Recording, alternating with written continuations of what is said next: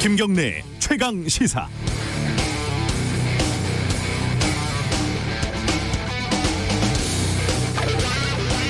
한 1년 전이네요, 딱. 2019년 5월에 서울 대림동에서 여경이 취객을 제대로 제압하지 못하는 듯한 영상이 SNS에 퍼지면서 큰 논란이 벌어졌던 거 기억을 하실 겁니다. 언론도 영상 속의 음성이 경찰인지 시민인지 헷갈릴 정도로 허술하게 보도를 했고 왜곡되고 과장된 주장들이 난무했습니다. 사건의 진실은 복잡하니까 차치하고서라도 이 대림동 여경 논란이라고 불리는 사건이 실제로는 구로동에서 벌어졌고 그 경찰의 소속도 대림지구대가 아니라 신구로지구대라는 사실은 1년이 지난 지금도 사람들은 잘 모르죠. 모르는 게 당연하죠. 경찰에서 여러 번 발표하고 수정하고 이래도 이게 잘 고쳐지지 않았습니다. 한번 대림동 사건이라고 부르면 사실과 관계없이 대림동 사건이 되는 겁니다. 사실이란 도대체 무엇이고 진실이란 무엇일까요? 영화 김복동 상영을 하면서 정의연이 모금을 했는데 배급사도 모르게 했다고 언론이 어제 많이들 썼습니다. 모금해서 다 훔쳐간 거 아니냐 이렇게 쓰지만 않았지 그런 뜻이죠. 배급사 대표가 모금액이 얼마인지 몰랐다고 얘기한 것이 언론에서는 배급사 몰래 상영료를 걷어서 빼돌렸다 이런 식으로 바뀌는 겁니다. 정산하기 전이라 배급사가 모르는 게 크게 문제가 되지 않는다는 사실도 기사에는 다들 빠져있죠.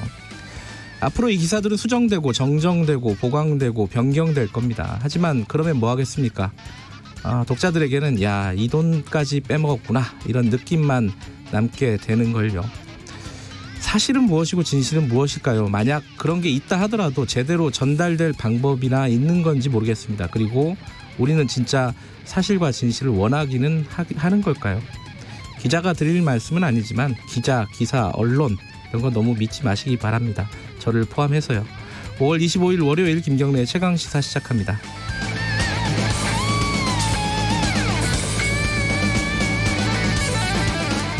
김경래의 최강시사는 유튜브 라이브 열려 있습니다. 실시간 방송 봐주시고요. 문자 참여 기다립니다. 짧은 문자는 50원, 긴 문자는 100원, 샵 9730으로 보내주시면 됩니다. 스마트폰 콩 이용하셔도 좋습니다. 자, 오늘 브리핑 끝나면요. 김종인 비대위 지금 출범을 앞두고 있죠.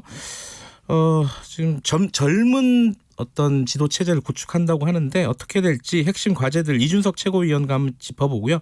2부에서는 박지원 의원과 함께하는 정치의 품격 김수민의 눈 준비되어 있습니다.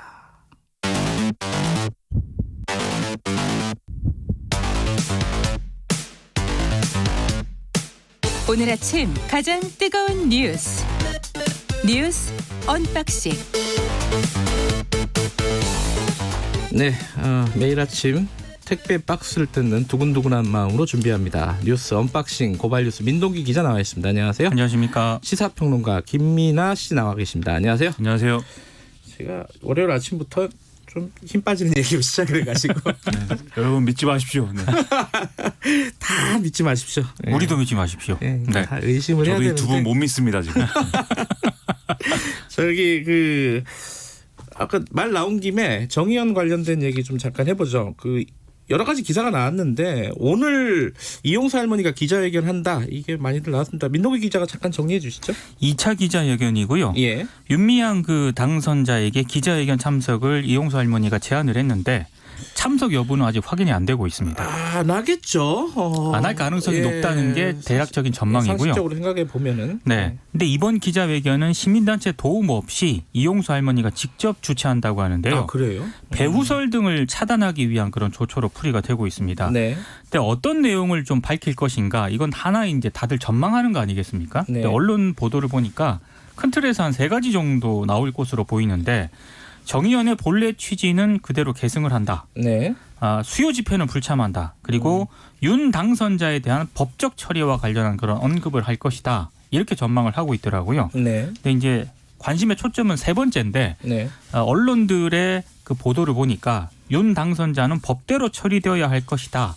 이런 입장을 밝힐 것으로 전해지고 있다. 이렇게 보도를 하고 있습니다. 지금 당선인 신분 아닙니까? 윤 당선인이. 그렇습니다. 더불어민주당에서는 사실은 사퇴해야 된다라는 목소리가 간헐적으로 좀 나오긴 했었는데 그럼 지금은 그런 얘기가 또 안 나와요? 아무래도 이해찬 대표가 개별적으로 이제 얘기를 하지 마라. 일단 사실 확인이 먼저다라고 얘기를 했기 때문에 그런 더불어민주당 내에서의 뭐 사퇴 목소리 이런 것들은 좀 잦아 들어가는 그런 분위기고요. 네. 일단은 그래서 좀 해명하는 거를 지켜보겠다는 어떤 입장이 이제 당의 지금의 입장이라고 보이고 네. 윤미향 당선인도 지금 자신의 어떤 제기된 의혹 등등을 해명하기 위해서 따로 준비를 하고 있다 이런 보도들이 있습니다. 네. 다만 지금 국면이 이제 검찰 수사가 시작된 국면이고 그다음에 이것 때문에 더더욱 이제 신중한 지금 행보를 할 수밖에 없는 상황이기 때문에 지금 뭐 공개적인 자리는 아무것도 안 나오고 있거든요. 그래서 아마 좀 이 준비가 언제 되는지 기자회견 언제 할지 이런 것들이 좀 관심이 모아지고 있는데 여기에도 사실은 이용수 할머니가 이제 무슨 말씀을 하실지가 좀 영향을 미치겠죠. 예를 들어서 오늘 이제 이용수 할머니가 뭐 어떤 추가적인 어떤 뭐 의혹 제기와 관련된 발언이라든지 그래서 뭐 지금까지 했던 말씀에 더해서 뭐 이러저러한 이 어떤 불편함이 있었다라는 그런 얘기를 하게 되면 윤미향 당선인이 이제 해명해야 될 게 더 늘어나는 것이고 그럼 아마 당내 어떤 여론이나 이런 것도 악화될 가능성이 크고 그게 아니라 이제 이용수 할머니가 지금까지 언론을 통해서 여러 가지 의혹이 제기됐지만 그거는 이제 윤미향 당선인이 알아서 해명하고 그리고 뭐 책임져야 될 거는 법적으로 책임져라 이 수준에서 얘기가 나오면 아마 이 해명을 하고 그것을 이제 받아들인 이런 과정으로 아마 뒤에는 이어질 것 같습니다. 어떤 방식으로 이 사건이 봉합이 되더라도 검찰 수사는 진행이 되고 있으니까 그렇죠. 그것도 또 기다려야 되고 그렇죠. 변수가 좀 하나 더 생긴 셈이 됐습니다. 근데 이 와중에 그 이명박 청와대 인사들이 일본 언론에 진출했다. 이건 무슨 말이에요? 네, 천영우 전 청와대 외교안보수석에 이명박 정권 당시에 이제 청와대에 있었는데 네. 이 뭐 신문에 글도 쓰고 여러 가지 주장을 해왔습니다. 유튜브를 통해서도 얘기를 하고. 근데 그 얘기가 그대로 이제 일본 언론과의 인터뷰에서 되풀이된 그런 내용인데요. 그래서 2011년 말에 일본 정부 측이 일본 총리에 직접 사죄 그리고 국고 지출을 통한 위로금 지급 이런 것들을 약속을 하는 이런 과정이 있었는데 그 당시에 윤미향 당선인과 당시 정대협이 이것을 거부했다. 그리고 이 거부한 이유는 자기가 생각을 해볼 때 이렇게 위안부 피해자 합의가 이루어지면 정대협이 이제는 할 일이 없어서일 것이다라고 생각했다라는 주장을 이제 한 겁니다. 네. 근데 이런 주장을 할 때 이제 윤미향 당선인이 이것을 거부한 것에 대한 어떤 근거로는 자신이 보니까 윤미향 당선인의 표정이 곤혹스러운 표정이었다라는 거거든요.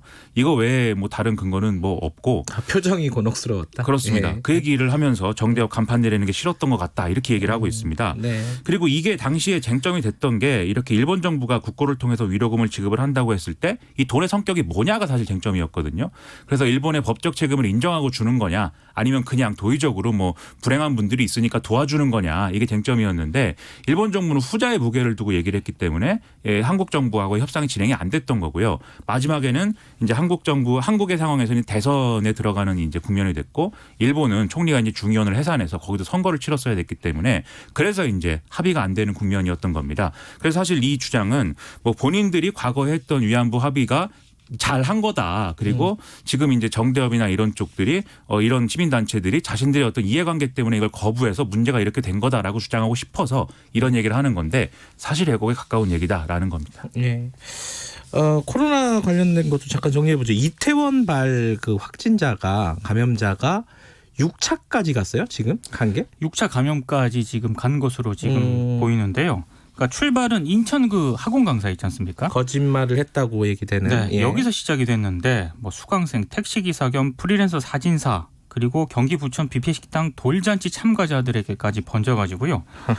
확진자가 총 10명이 넘었고 5, 6차 감염 사례만 지금 4건으로 확인이 되고 있습니다. 네. 근데 대구하고 경북 성주군으로까지 번진 것으로 지금 보이는데 네. 이게 문제는 27일부터 이제 초등학교 1, 2학년 유치원, 중학교 3학년, 내일 고등학교 모레죠, 2학년 내일 모레. 네, 네. 이렇게 순차적으로 등교 수업이 이루어질 예정인데 아무래도 1, 2주 사이에 이 이태원 클럽발 이 확산 차단이 상당히 좀 관건이 될 것으로 보입니다. 굉장히 우려가 되는 그런 상황인 건 분명한 것 같습니다. 그러니까 이태원과 관련된 쭉 연결된 사람 감염자가 230명? 그렇죠. 그 정도 되는 거죠.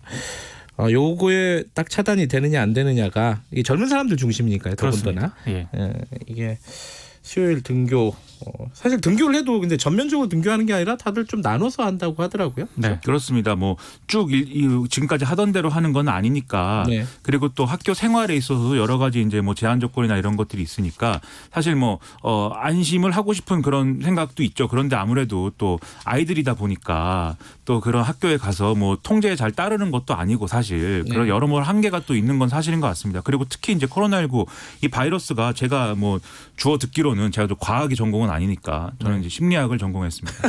네. 그래서 코로나19가 바이러스인데 이 바이러스가 이렇게 5차, 6차 이렇게 감염이 되는 사례가 그렇게 많지 않은 것 같거든요. 그러니까 일반적인 바이러스의 경우에는 이렇게 전염이 되는 경우는 전염이 되면서 전염력이 좀 약화되는 그런 바이러스들이 많다고 하는데 이 바이러스는 특히나 이렇게 연쇄적인 감염이 아주 강력하게 진행되고 있어서 이것도 이례적인 거다 이런 얘기가 많이 나오는 것 같습니다. 대부분 노래방이라든가 클럽 이런 고위험 시설에서 이제 집단 감염 사례가 발병이 된 거 아니겠습니까? 네. 그래서 아마 정부가 고육책으로 QR 코드를 기반으로 이제 전자 출입 명부 시스템을 6월부터 그런 유흥업소나 이런데요. 네, 도입을 한다고 하니까요. 이제 노래방이나 클럽 가시려면은 본인이 QR 코드를 찍고 들어가야 됩니다. 아, 네. 안 가는 게 좋지 않을까요? 제 말이 그 말입니다. 그렇게까지 좀 갈 필요가 있느냐 이런 생각을 한번 해보셔야 될 것 같습니다. 노래는 집에서도 얼마든지 부를 수가 네. 있습니다. 알겠습니다. 이 학교가 이제 열리는 거는 지금 예정돼 있으니까 어떻게 하면 그 학교를 안전하게 관리하느냐 이 부분이 핵심이니까 좀 더 보도록 하죠.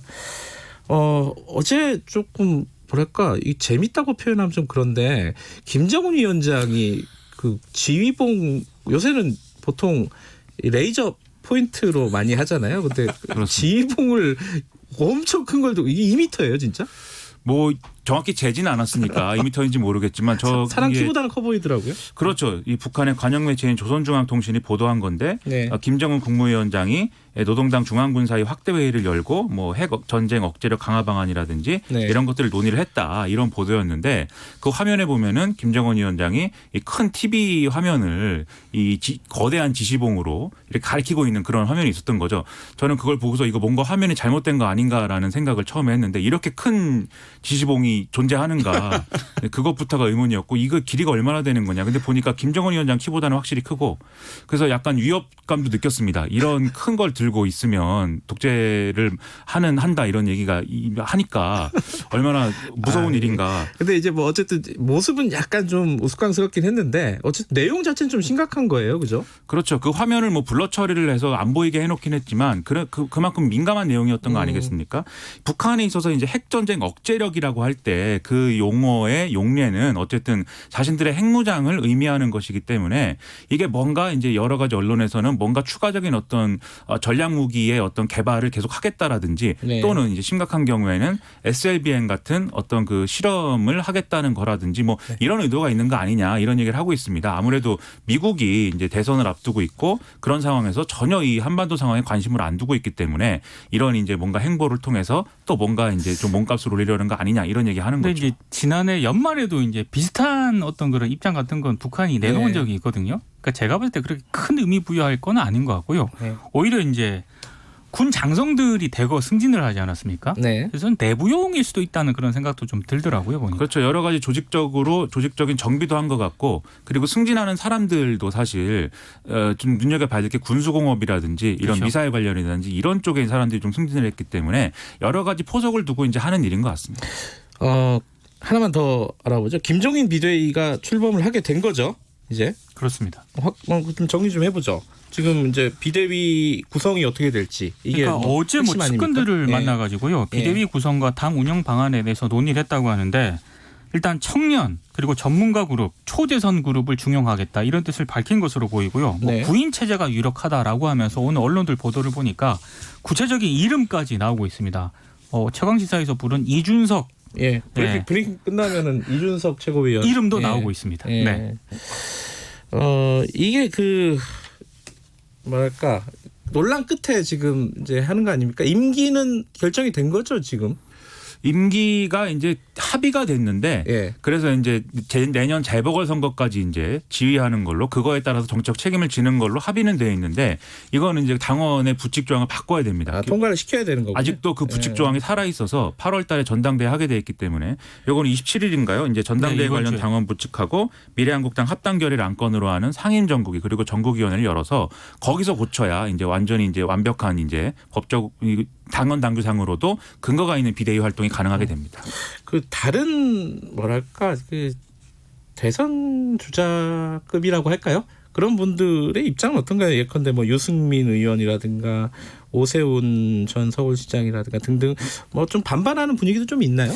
그런 분위기는 아직 공개적으로 안 나오고 있는데 예. 당 내부에서는 지금 방금 말씀하신 뭐 유승민 의원이라든가 오세훈 전 시장, 김병준 전 위원장 그리고 심지어 홍준표 전 대표 당 외죠. 예. 당외, 김태호 전 지사 이런 사람들까지도 다 불러들여야 하는 것 아니냐 이런 얘기를 하고는 있는데요. 예, 예. 이게 김종인 지금 내정자죠. 내정자가 어떤 입장을 밝힐지에 대해서는 아직 나온 게 없긴 합니다만 제가 봤을 때는 네. 그렇게 긍정적인 것 같지는 않습니다. 복당이라든지 이런 문제에 대해서 일단 유보적인 얘기를 그렇죠. 하고 있고 대부분의 문제에 대해서 지금 명확하게 입장을 안 밝히고 있습니다. 왜냐하면 지금 나오고 있는 여러 가지 얘기들 있지 않습니까? 뭐 네. 비대위원은 누가 해야 되고 뭐 복당을 어떻게 하고 이게 사실은 자기들의 어떤 의원 각자들의 어떤 뭐 나름대로 이해관계 그렇죠. 이런 것들에 따라서 이 말들에 우리가 비유하자면 암수들이 숨어 있기 때문에 김종인 위원장이 일단은 뭐 민감하게 그런 당내 갈등을 촉발시키는 그런 발언을 일단은 자제하고 있는 걸로 보입니다. 김종인 위원장 체제가 성공할 것인가?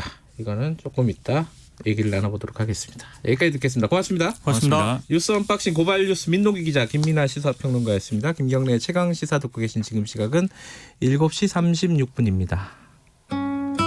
출근길 날씨 정보입니다. 지금 하늘이 흐리게 보이는 건 안개 때문입니다. 제주도와 함양, 태안, 평창 등은 가시거리가 200m 안팎으로 무척 짧은 상태여서 주의를 하셔야겠습니다.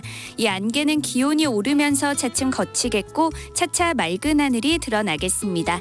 지금 기온은 12도에서 17도 분포를 보이며 조금 쌀쌀한 곳도 있지만 낮에는 서울이 22도, 광주 23도, 대구 25도까지 올라 따뜻할 전망입니다. 내일 오후부터 모레 새벽 사이에는 내륙 곳곳에 비가 내릴 전망입니다. 현재 서울의 기온은 14.2도입니다. 날씨 정보 송소진입니다. 이어서 이 시각 교통 상황을 KBS 교통정보센터 김은아 씨가 전해드립니다. 네, 안개가 짙게 낀 곳이 많아 차간거리 넉넉하게 두고 안전운전 해주셔야겠는데요. 사고가 연이어납니다. 먼저 중앙고속도로 춘천 방향 영남권 다부터널 1차로에서 사고가 나 일대 3km 구간 밀리고요. 서울외곽고속도로 판교에서 구리 방향 성남 4차로와 갓길에서도 사고가 나 판교 분기점부터 4km 구간 정체가 심합니다. KBS 교통정보센터였습니다. 최강 시사.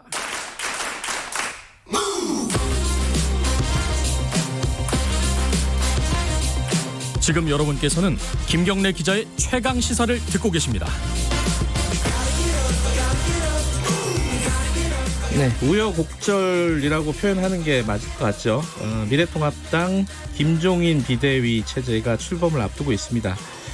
뭐 핵심 키워드 비대위의 핵심 키워드가 뭐 청년, 전문가 이렇게 될 것으로 많이들 보고 있습니다. 과연 성공할 수 있을지 당 쇄신에 관련 얘기를 미래통합당 이준석 최고위원과 얘기 나눠보겠습니다. 스튜디오에 나와 계십니다. 안녕하세요. 네, 안녕하세요. 원래 이제 김종인 비대위 체제는 뭐 불가피하다 이런 입장이셨죠, 이준석 의원께서는. 그렇죠. 그리고 당내에서 뭐 대안이 없다라는 얘기 많았고, 네. 뭐 사실 이거 출범하는데 저는 강하게 찬성했습니다. 강하게 찬성한 이게 건가요? 왜냐하면 최고위가 비대위를 출범시켜야 되거든요, 원래. 네, 그러다 보니까 그 안에서도 뭐 조경태 의원이라든지 몇 분은 반대하셨는데, 네. 저는 찬성이었습니다. 자강론 펼치는 분들도 꽤 있었잖아요, 그죠? 그냥 자강론이라는 게 되려면은 네. 국민들이 딱 들었을 때, 아 그래 그 사람 정도면 자강론 돼라는 이름이 나와야 되는데 다들 또 이름은 또 얘기 못해요. 그래요? 아니 그래도 있긴 있잖아요. 예를 들어 유승민 이런 이름도 있고. 아니 뭐 제가 봤을 땐 이런 거죠. 당권과 대권이 분리돼야 된다고 하는 입장에서 네. 대권 주자로 분류되는 분들 누구나 할 수 있죠. 근데 한 분이 뜨는 순간 나머지가 거의 자가 면역 수준으로 때릴 겁니다. 예, 그거는 어쩔 수 없는 상황이었고, 네, 예. 네, 그렇다. 근데 지금 아까 제가 브리핑에서도 잠깐 말씀드렸는데 이준석 의원이 비대위원으로 합류할 가능성이 있다. 왜냐하면은 네. 뭐 3040, 뭐 젊은 피 이런 얘기들 계속 얘기했잖아요. 네. 김종인 내정자 본인도 많이 얘기했고 그러니까 젊은 사람들 주축으로 하겠다. 본인 이름이 계속 나오잖아요. 그거 들어가시는 겁니까? 저는 그만해야죠. 왜? 제가 항상 농담처럼 얘기하지만 직업이 최고위원 비대위원이 참 돼버리면은 이게 네. 그러니까 이게 뭐냐면 비대위원이나 이런 직위가 네. 사실 당의 최고 지도부지만은 월수금 회의 나가가지고 현안에 대해서 이야기하고 요 정도의 뭐 정치적 의미는 있겠지만은 지금은 보수당에서 보면은 실무를 볼 사람이 없는 것도 사실입니다. 실무를 하면은 당이 해야 되는 당원을 모으고 정책을 만들고 그다음에 당의 어떤 체계를 만들고 행사를 만들고 이런 것들을 할 사람이 굉장히 부족해요. 그래서 저는 제가 그냥 때때로 그냥 당을 도울 수 있는 시점에서 실무를 도울 생각입니다. 그러니까 비대위원으로 합류한다기보다는 네. 당의 실무를 맡아서 진행을 하고 싶다. 이런 그렇죠. 지금 솔직히 말하면 대선까지 이제 뭐 2년이라면은 멀면 멀고 가까우면 가까운데 2012년에 제가 경험했던 당보다 훨씬 뭐 지금 안 좋은 상태입니다. 실무해야 되지 지금 회의 가서 아침에 뭐 이야기 한마디씩 하면 기사에 나니까 기분이야 좋겠지만은 일이 안 되죠.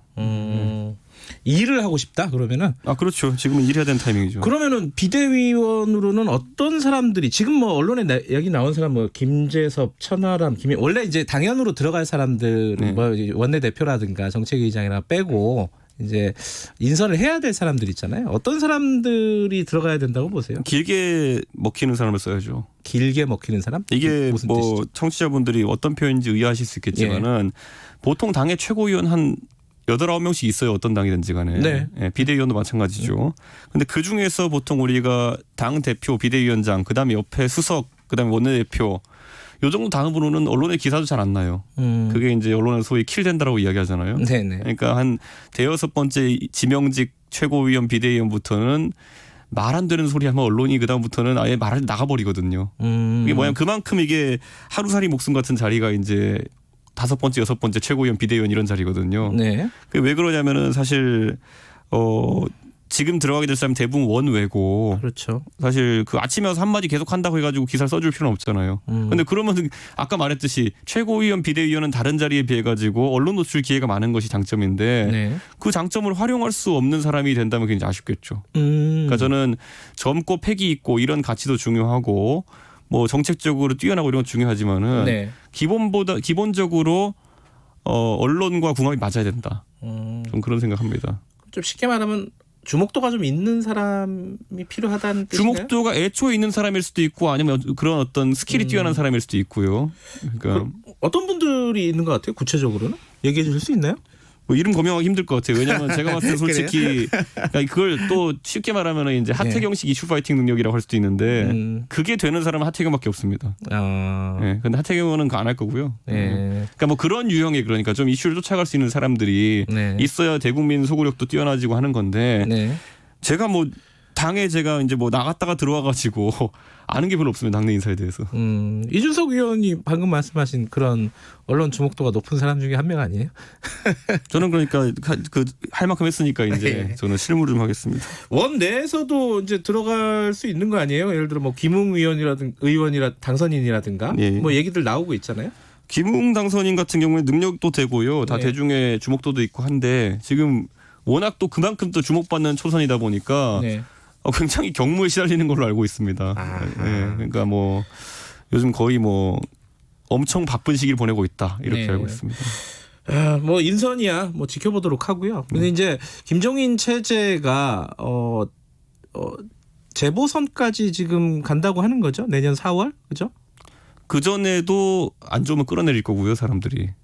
네, 그 이후에는 또 잘 되면 또 계속 가라고 할지도 모릅니다. 그건. 왜냐하면 이제 만약에 성과가 좋았어요. 그러면 그 다음에 전당대회를 또 해야 되는데 전당대회가 크게 의미가 없습니다. 왜냐하면 당 대표 누구를 선출해놔도 곧 대선 후보 선출을 해야 되거든요. 그럼 무관심 전당대회가 될 가능성이 있습니다. 그것보단 비대위를 좀 연장하다는 얘기가 자연스럽게 나올 수도 있는 것이기 때문에 뭐 기한은 크게 의미 없습니다.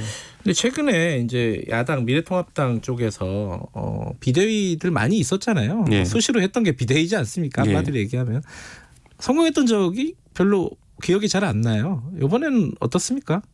그 가능성이나 어떤 전망을 보시면. 그러니까 김종인, 이상돈, 이준석, 박근혜 이렇게 했던 그 당시 비대위가 2012년이거든요. 네.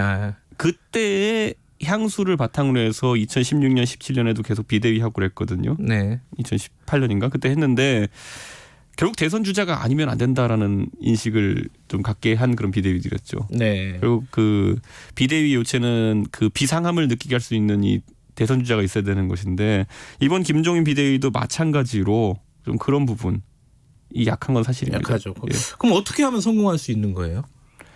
그게 이제 그런 거잖아요. 그 중앙 집권식으로 이렇게 갈등 경우도 있지만은 네.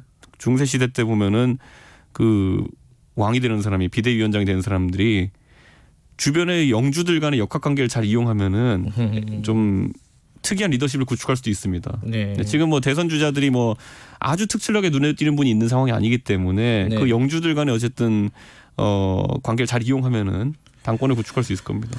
근데 좀 그 뭐 사람이라든가 당내 역학 관계라든가 이런 거를 좀 떠나서 지금 김종인 내정자가 계속 얘기하고 있는 게 당의 어떤 이미지 자체를 바꿔야 된다. 지금 부자 기득권 정당이라는 어떤 그런 이미지가 있잖아요. 아 그렇죠. 예.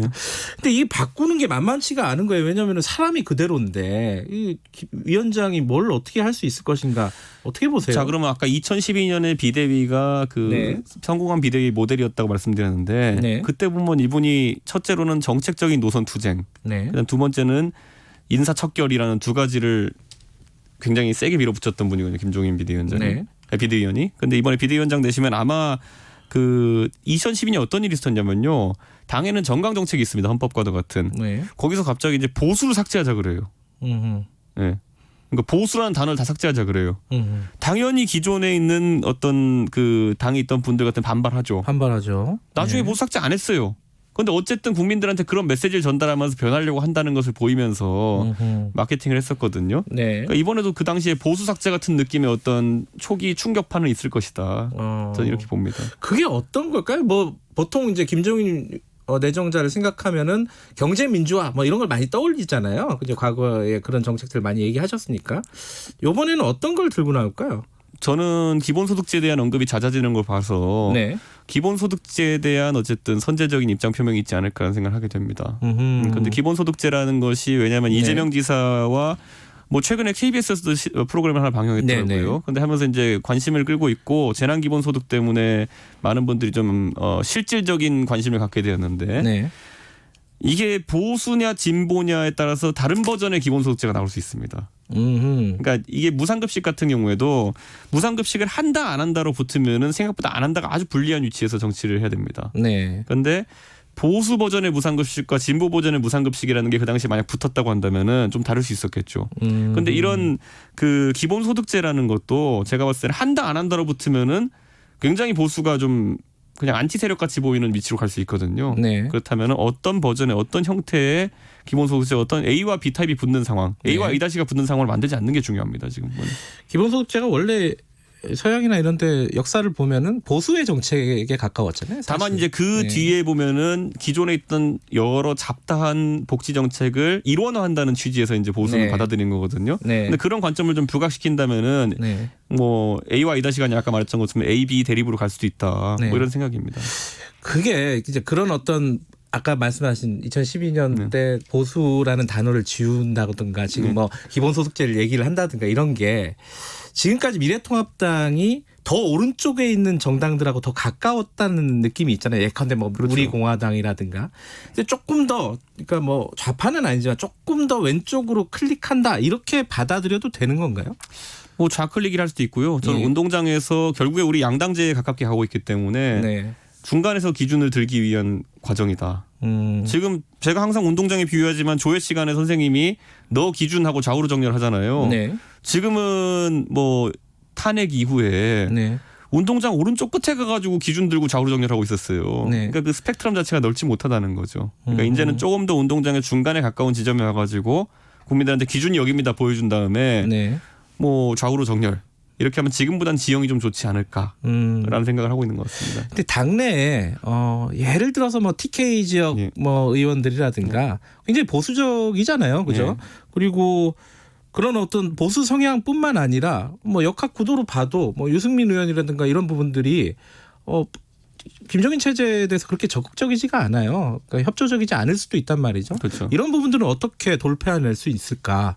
이거 어떻게 생각하십니까? 이거는? 저는 초기의 성과가 굉장히 중요할 것이다. 네. 이렇게 보고 아까 말했듯이 이분은 초기에 논쟁을 만드는 분입니다. 그 논쟁들이 유효한 것이 들어가야 돼요. 그러니까 태극기를 들으냐 마느냐 이런 식의 무의미한 논쟁 말고요. 네. 정책적으로 아까 말했듯이 기준점을 어디 삼느냐 같은 경우는 충분히 언론도 재미있게 다룰 수 있는 부분들이 있는 거거든요. 네. 사실 태극기를 들 거냐 말 거냐 이건 사법적 판단에 대해 이야기하는 거기 때문에 사실 언론이 뭘 말을 만들기도 힘들어요. 그거는. 네. 근데 지금의 예를 들어 아까 말했던 기본소득 논쟁이라든지 네. 아니면 이념적 좌표 보수삭제 이건 한다는 얘기가 아니라 과거에 그랬다는 얘기입니다. 네. 보수삭제 논란 이런 것들 같은 경우에는 충분히 뭐 재밌는 철학적 고민점들 만들어낼 수 있다 이렇게 생각합니다.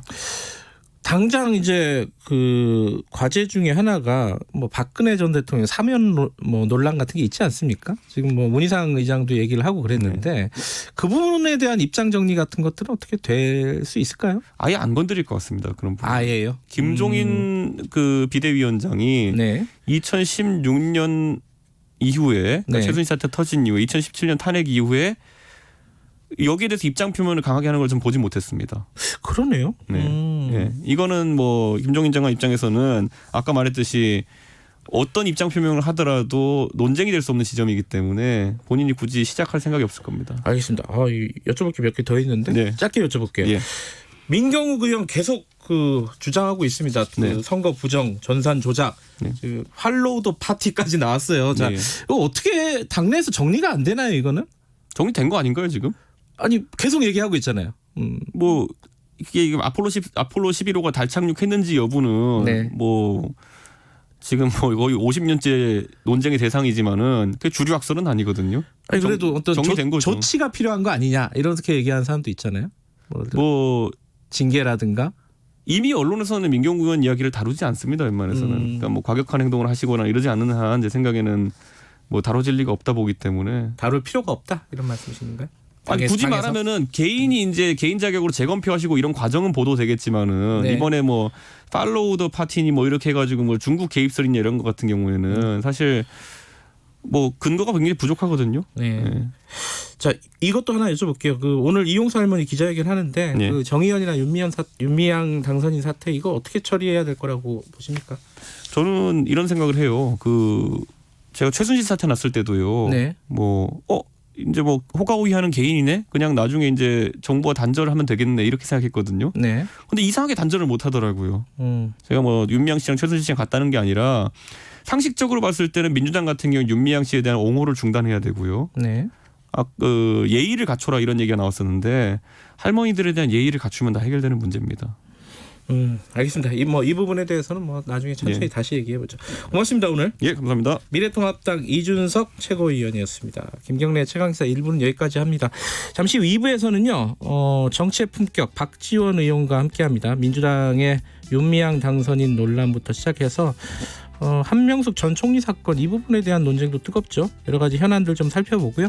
김수민의 눈에서도 저희들이 20대 국회가 과연 최악의 국회였나 이런 약간 논쟁적인 질문을 갖고 오셨습니다. 이 얘기 좀 들어보고요. 모더나 백신 3부에서 이게 진짜 머니게임인지 살펴보는 시간 박대기의 고속경제 기다리고 있습니다. 자 여기까지 하고요. 8시에 2부로 돌아옵니다.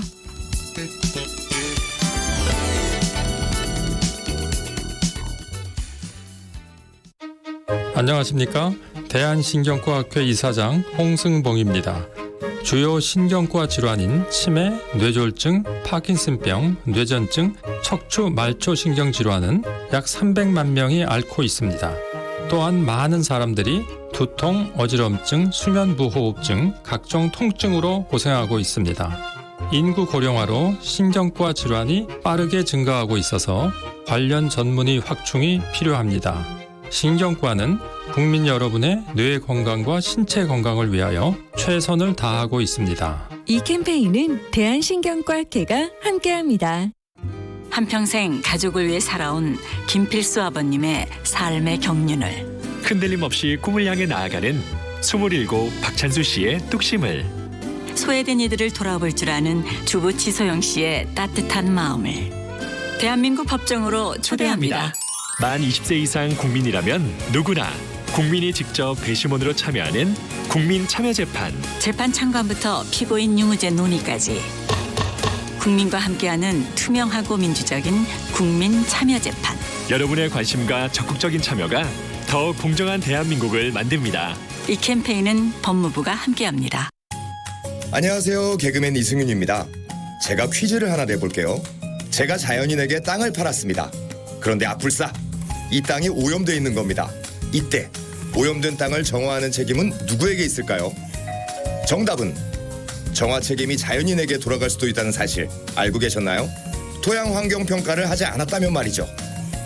토양환경평가는 부동산 거래 시 토양의 오염 여부를 측정해서 토양 오염에 따른 경제적, 법적 피해를 막아주는 제도입니다. 이제 부동산을 거래하기 전엔 토양환경평가 제도를 꼭 기억하세요. 이 캠페인은 환경부와 한국환경공단이 함께합니다. 말 같은 말.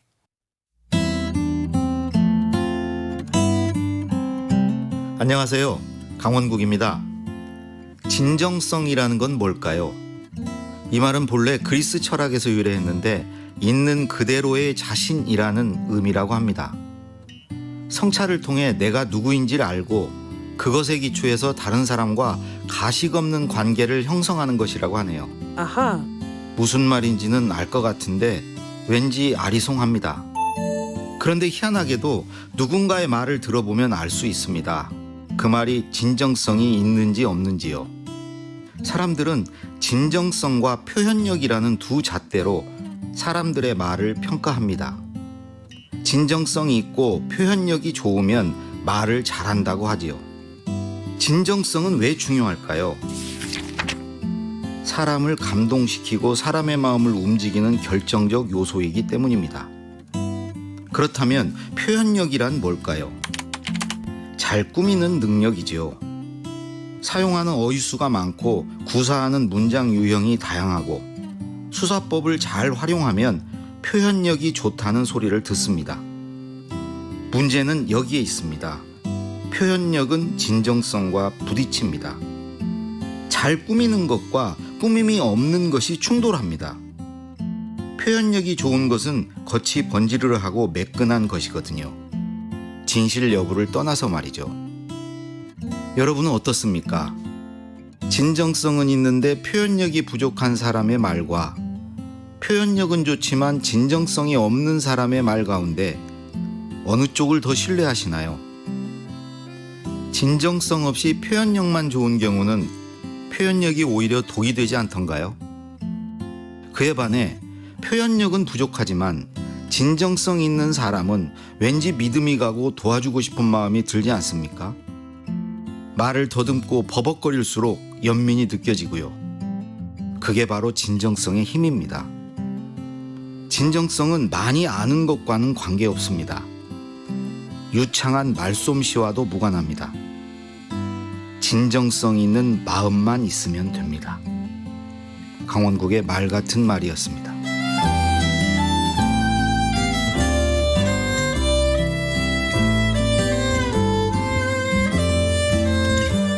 빛나지 않아도 괜찮아요. 재미없으면 어때요? 있는 대로, 살아온 그대로 말하면 충분합니다.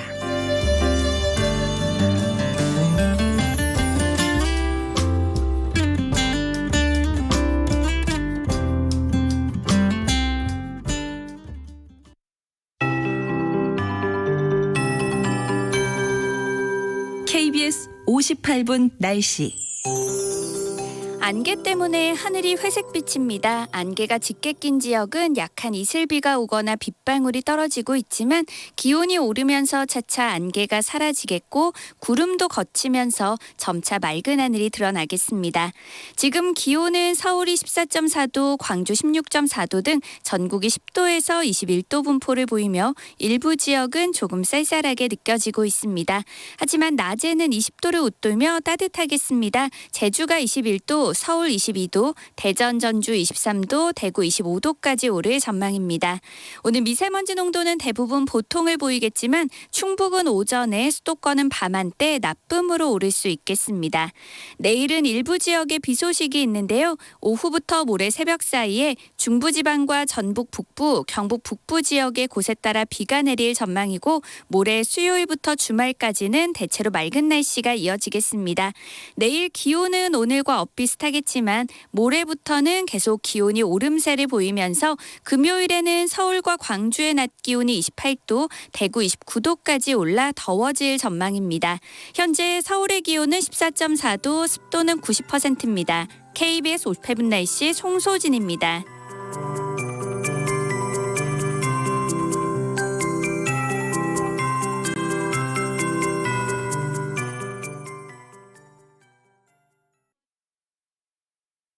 정성을 다하는 국민의 방송 KBS가 8시를 알려드립니다.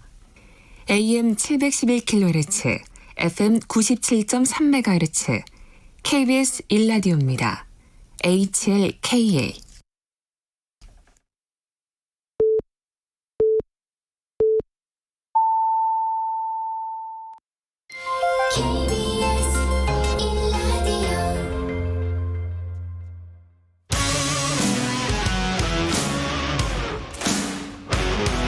탐사보도 전문 기자 김경래 최강 시사.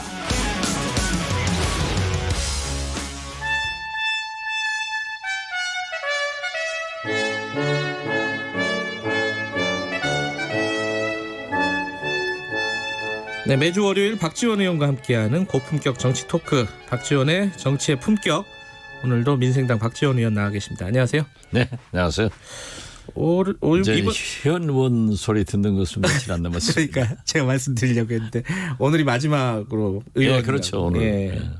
근데 누가 저희 프로그램 나와서 그 얘기 하던데, 윤태곤 실장이 그 떠나시는 분들 여러분들 얘기하면서 그 중에 이제 박지원 의원을 얘기를 하면서 박지원 의원은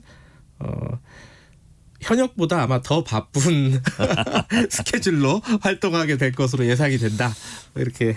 바쁘게 해야죠. 예, 사실 어제 네. 목포에서 제12년의 금기원래 대장정을 마쳤습니다. 목포 또 갔다 오셨군요. 마지막 인사. 마지막 아니 그러니까 금기원래는 지켜야죠. 앞으로도 계속요? 이제 앞으로는 안 지키네. 어제가 마지막이었다. 그건 마지막으로 지키시고 싶었구나. 12년간 제가 624번을 금기원래 목포를 갔다 오고. 금기원래가 금요일 날 고향에 갔다가 월요일 날 돌아온다 이런 뜻이죠. 예. 이게 43만 6,800km로 지구 11바퀴 돈. 계산하셨군요. 예. 고생하셨습니다. 감사합니다. 20대 국회 끝나면은 김수민 평론가랑 20대 국회 평가를 하는 시간도 있는데 최악의 국회라는 말 많이들 하잖아요.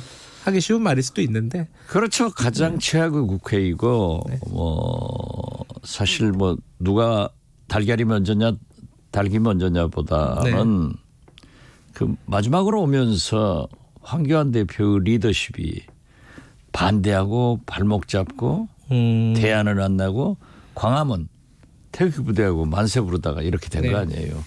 그렇지만은 박근혜 탄핵을 한 그 역사적인 국회입니다. 양면성이 있는 거죠. 20대 그렇죠. 국회가. 그리고 촛불혁명의 결과로 문재인 정부를 출범시킨.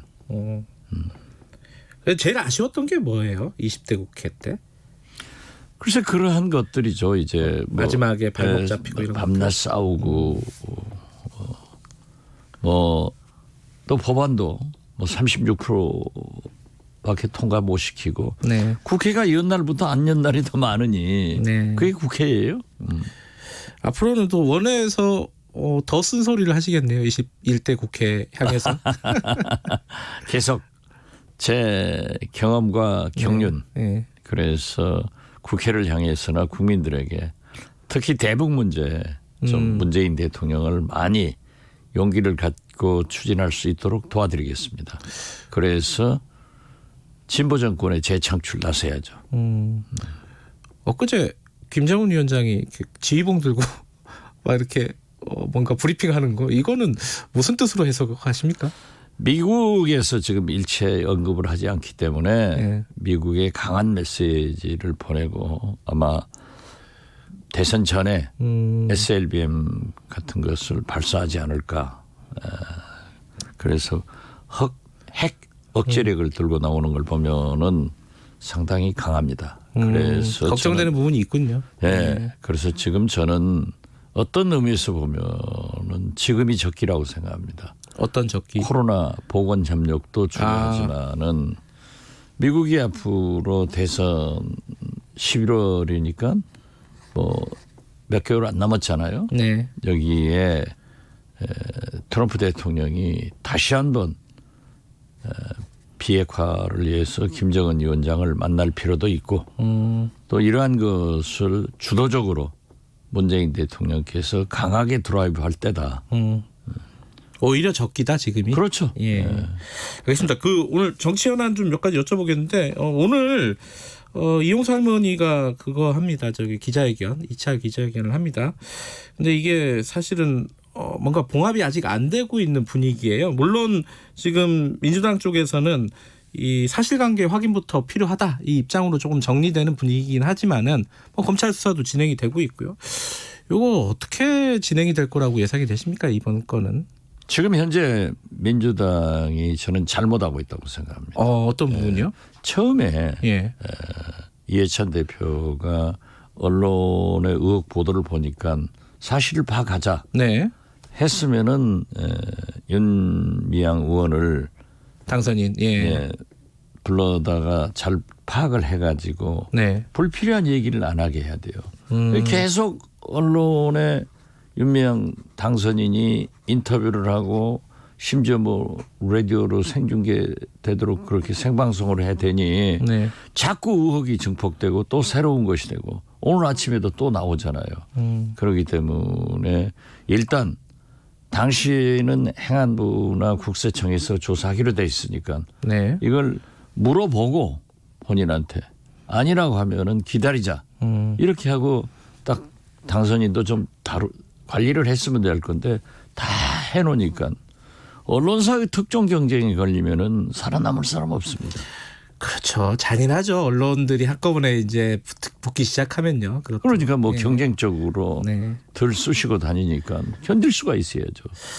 그러면 근데 이제 검찰이 그러니까 사실은 당에서 뭔가 조사를 할 시간도 검찰이 안 준 측면도 좀 있지 않나라는 생각도 들어요. 바로 압수수색 들어가 버려가지고. 그렇죠. 이제 검찰도 뭐 어쩔 수 없었을 거예요. 제가 볼 때는 다른 곳에서 자료를 다 확보해 가버리면은 또 검찰 수사가 그곳의 자료를 받아야 되니까 어려워지죠. 그리고 검찰은 늘 남이 밥상 차려놓으면 가서 채워서 먹잖아요. 이번에는 그러면 지금 검찰 수사가 진행 중이고 지금 윤미향 당선인 측에서는 뭔가 해명하는 시간을 가지려고 준비 중이고라고 하는데 당이 잘 안 보여요. 민주당이라는 당이. 그러니까 저는 민주당에서 좀 선을 그어줬어야 된다. 지금 현재의 국민 감정하고 민주당이 좀 동떨어져 간다. 국민들은 솔직히 저도 주말에 그 진보적인 목포, 광주 이 분들한테 다 물어봐도 물론 30년의 그 업적은 높이 평가하지만은 그런다고 해서 이러한 언론에 제기되고 있는 이 부정에 대해서는 눈 감을 수 없다.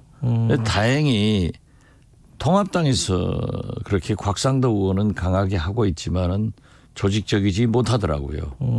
그런데 지금은 언론의 특정 경쟁에 과연 살아남을 수 있어요? 저 오늘 2차 기자회견 이용수 할머님이 하시는데 이게 뭔가 사태가 뭔가 정리되고 봉합되는 시간이 될지 아니면 또 다른 어떤 논란의 시작이 될지 어떻게 예상하십니까? 저는 또 다른 시작이 된다 이렇게 보는데요. 왜냐하면 이용수 할머니가 계속 말씀하시는 게 있잖아요. 그리고 기자회견 하는데 너 와라. 네. 너 와서 네가 할 말 있으면 해라. 이렇게 되는데 아마 윤미향 당선인이 가기도 그렇고 안 가기도 그렇고 갈 수 없겠죠 현실적으로. 갈 수 없겠죠. 예. 왜냐하면 그 예. 페이스에 말려드니까. 예. 또 다른 어떤 논란의 시작으로 본다. 그렇죠. 오래 가겠네요. 당장 끝나지 않고. 그러니까 결국 이제 본인이 하지 않는 한 검찰 수사가 빨리 이루어져서 그 결과를 기다리는 수밖에 없죠. 검찰 수사 그때까지의 그 민주당이 받는 잘못하면은 우리나라는 뭐 비만 와도 옛날부터 임금 지급이라고 그렇죠. 하잖아요. 잘못하면은 청와대로 튈 수도 있기 때문에 뭐 과거에도 그런 경우가 있어요. 당에서 선을 그어놓고 해명된 다음에 활동하게 또 본인이 의원직 사퇴는 하지 않겠다고 했기 때문에 어쩔 방법이 없어요. 알겠습니다. 이 부분은 오늘 기자회견 좀 보도록 하고요. 한명숙 전 총리 얘기 좀 해볼게요. 그 노무현 전 대통령 추도식에도 한명숙 전 총리가 얼굴을 보여줬습니다. 근데 여기에 대한 어떤 본인의 사건에 대한 입장은 이제 뭐 건너서는 얘기를 했지만 본인이 직접 얘기는 안 했습니다. 그렇죠? 본인 얘기를 직접 하실 그런 분도 아니죠. 그렇기 때문에 이제 권양숙 여사 등과 식사를 하시면서 이제 그러한 얘기를 하신 것을 듣고 김현 전 의원이나 민주당 대변인이 말씀하셨는데 제가 거듭 말씀드리지만 제가 보혜저축은행 때 똑같이 당했단 말이에요. 그런데 저는 다행히 모자가 됐죠. 아니 그러니까 금융위원장의 진술 비디오 탭 영상물을 국회 방송에서 가지고 가서 문제가 됐는데 이런 경우가 김대중 대통령의 장남 고 김홍일 의원이요. 세상이 다 압니다. 그분이 참 식사하시면서 젓가락도 제대로 못 들었거든요. 그리고 일어서지도 못하는 사람이에요. 그런 나라정금 사람한테 시켜가지고 3천만 원, 당시는 5만 원권이 없었습니다. 주니까 받아서 들고 걸어서 트렁크에 넣고 차를 타고 갔다. 이건 말이 아니에요. 될 수가 없었다. 할 수가 없었어요. 그러니까 우리 김대중 대통령께서 우리 홍일이가 3천만 원을 가지고 걸어가서 차에 태우는 것만 봤어도 내가 의원이 없겠다. 징역을 살고 의원직을 박탈당했더라도. 그런데 그 재소자 김홍일 의원의 선배 가까운 사람을 소위 옥박질러 가지고 그 사람은 나갔어요. 저랑 함께 살았는데 자기가 3천만 원 실는 것을 보았다. 이렇게 증인을 조작해 가지고 유죄 판결을 받았단 말이에요. 그렇기 때문에 저는 그 한만호 회장이 쓴 또 육성으로 진술한 것이 있다고 하면은 이건 문제가 있다. 3천만 원 들지도 못하는 사람 들고 갔다고 증인을 조작해서 넣고 또 저만 하더라도 전화했다. 속기록에 2분 안 나오니까 그때 했다. 국회 방송에 나오는데 팔이 보여서 저 팔을 잘라놓고 전화 받으러 갔냐. 이것 때문에 됐단 말이에요. 그런데 저는 어떤 경우에도 99마리보다는 하나 잃어버린 한 마리 양을 찾는 것이 사법부고 검찰이 할 일 아닌가. 그래 이건 나는 밝혀져야 된다고 생각합니다. 근데 김홍일 전 의원 같은 경우에는요. 아까 말씀하신 그 증인 조작한 검찰이 이 부분은 밝혀진 내용인가요? 아니면 확정이 된 내용인가요? 확정이 됐죠. 그것 때문에. 그러니까 유죄가 확정이 된 거죠. 유죄가 확정됐죠. 근데 그래서 집행유예 3년 받아가지고 의원직 박탈당했죠. 그러니까 증인이 조작됐다라는 거는 밝혀진 내용은 아닌 거죠. 의혹인 거죠. 그렇죠. 밝혀지지는 않지만은 아니 그러니까 모든 세상 김홍일 의원을 아는 모든 사람은 혼자 못 일어난다니까요. 그런데 어떻게 3천만 원 그때는 5만 원권도 안 나왔기 때문에 지금 3천만 원 무거운 것을 들고 가서 트렁크에 넣고 갈 수 있느냐 이거죠. 지금 말씀하신 그런 증인을 조작한 이런 의혹 같은 경우가 지금 한명숙 전 총리 사건에서도 비슷하게 지금 양상이 저는 그런 보이고 있지 양상이 않습니까? 벌어지고 있으니까 우리가 당해본 저는 직접 당했고 또 김홍일 의원도 그렇게 했고 그걸 알고 또 한명숙 전 총리도 제가 원내대표 할 때 1차, 2차 재판을 다 했다니까요. 그리고 법사위원회에서 많이 싸웠어요. 그때 이제 박영선 지금 현 장관하고 저희들이 박남매로 유명했잖아요. 네네. 그런데 지금 야당에서 이렇게 얘기를 하고 있습니다. 이 지금 대법원 확정 판결이 난 거고 대법원의 소수 의견도 일부 금액은 한 총리가 받은 걸로 인정을 한 게 아니냐. 이 사법 질서를 뒤흔드는 거 아니냐. 이거를 다시 문제 제기를 하는 부분은 이 반론에 대해서는 어떻게 생각하십니까? 자기들도 그러한 억울한 점이 있으면은 풀어야죠. 자기들이 그러한 가해를 한 사람들 아니에요. 얼마나 많은 인혁당 사건부터 모든 최근까지 그러한 문제가 가해자들이라고 하면은 잘못이 인정을 하고 풀어줘야 사법부고 검찰 아니에요? 알겠습니다. 오늘 저희가 취재한 부분이 보도가 되는데 그거는 이제 말씀하신 어떤 검찰 수사 과정에 대한 내용인데 그거 한번 보시고 다음에 한번 또 얘기 나눠보시죠. 한두 가지만 더 여쭤볼게요. 아까 그 이준석 최고위원 미래통합당 최고위원이 나왔었어요. 김종인 비대위 출범에 대해서 이념적으로 약간 중도 이쪽으로 클릭을 할 것이다. 이거 성공할 거라고 보십니까? 어떻게 보세요?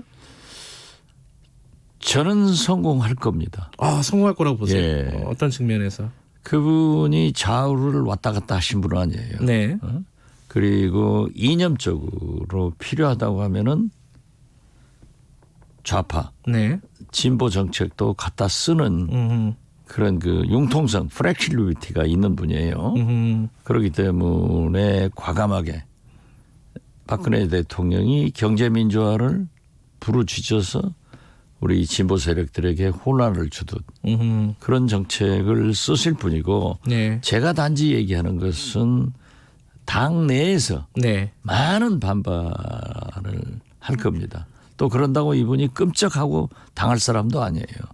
그리고 제가 그분을 높이 평가하는 것은 그분 개인에 대한 욕심이 없는 분이에요. 이번 국회에서도 민주당에서 비례대표 딱 됐는데 민주당 떠나면서 의원직 사퇴해버리고 하잖아요. 그래서 저는 지금 통합당이 사는 길은 김종인 위원장의 리더십에 따라가야 되는데 과연 당내 반발이 그 국회의원 터진 입 못 막습니다. 그래서 어떻게 이겨낼까 하는 것도 있지만은 또 지금 구성원들을 보면은 원에 이 젊은 사람들로 조촉은 제일 좋은 거죠. 교과서예요. 또 국민이 바라는 거예요. 그렇지만은 원의 젊은 사람들이 과연 아무리 자기 김종인 위원장이 경륜이 많다 하더라도 현역 의원들이 따라갈 것인가 이런 문제는 좀 남아 있어요. 그 민주당 얘기도 잠깐 여쭤보면 이낙연 지금 국난 극복 위원장으로 돼 있잖아요. 그렇죠. 당권 도전 아직도 결정을 명확하게 안 한 것 같은데 어떻게 예상하십니까? 지금 너무 빠르죠. 그런 건가요? 아직도 전당대회가 사실상 거의 2달 반이 남았는데 지금 해가지고 어떻게 돌아다니고 또 참 민주당으로서는 집권 여당으로서 대통령께서 말씀하신 코로나 경제 위기 극복에 총력을 경주해야 될 때 그렇게 빨리 선언하면은 제가 몇 번 얘기했어요. 지금은 경제의 계절이 돼야지 정치의 계절로 만들면은 안 된다. 그렇지. 민주당도 잘 생각해봐요. 전당대회를 하게 되면은 반드시 경쟁자가 있고 경쟁자가 있게 되면은 분열이 되고 갈등이 생깁니다. 그러면은 대통령은 정부는 경제를 코로나 경제 위기 극복을 나서야 되거든요. 거듭 말씀드리지만 단군 이래 5,000년 역사 이래 우리가 세계 인류 국가가 된 것은 코로나19 방역으로 됐잖아요. 다 알아주잖아요. 네. 지금 요즘 뭐 미국 보세요. 브라질 보세요. 다 그러는데 대한민국이 제일 빨리 제일 안전하게 했단 말이에요. 세계 각국에서 다 요구하는데 이제 남은 것은 붕괴된 세계 경제가 다 붕괴됐는데 경제 위기를 극복해야 되는데 네. 이것을 백업해 줘야 될 집권 여당이 전당대회를 하면서 정치의 계절로 가면은 되겠느냐.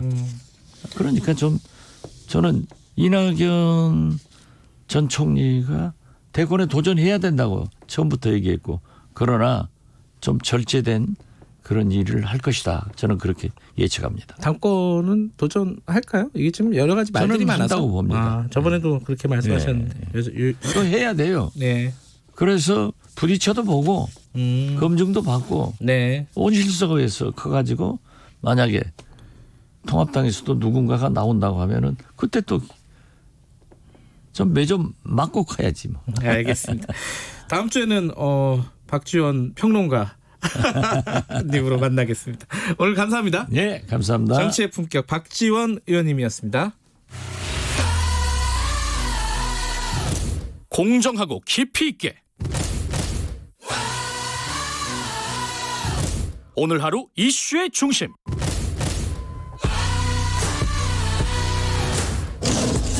김경래 최강 시사.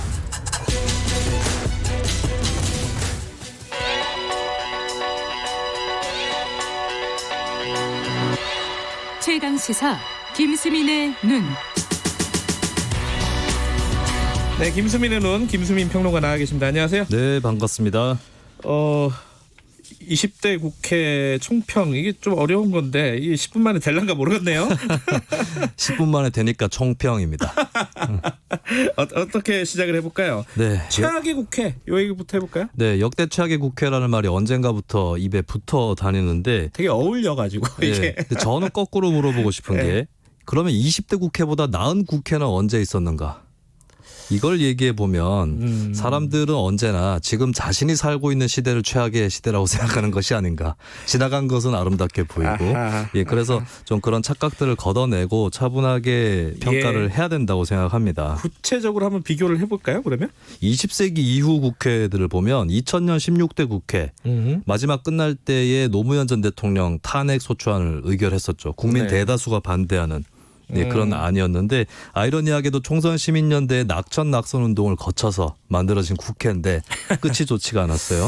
그리고 2004년 17대 국회는 개혁의 염원을 듬뿍 받은 국회였지만 실제로 이루어진 개혁이 별로 없어서 국민들의 실망을 자아냈고 2008년 18대 국회 같은 경우는 결국에 다수당의 어떤 일방적인 독주 그리고 소수파의 거센 저항 이런 것 때문에 뭐 상임위원회 회의장에 햄머질이 가해진다거나 최루탄이 본회의장에서 터진다거나 이런 활극이 벌어지게 됐었습니다. 추억은 방울방울인데 이거 거의.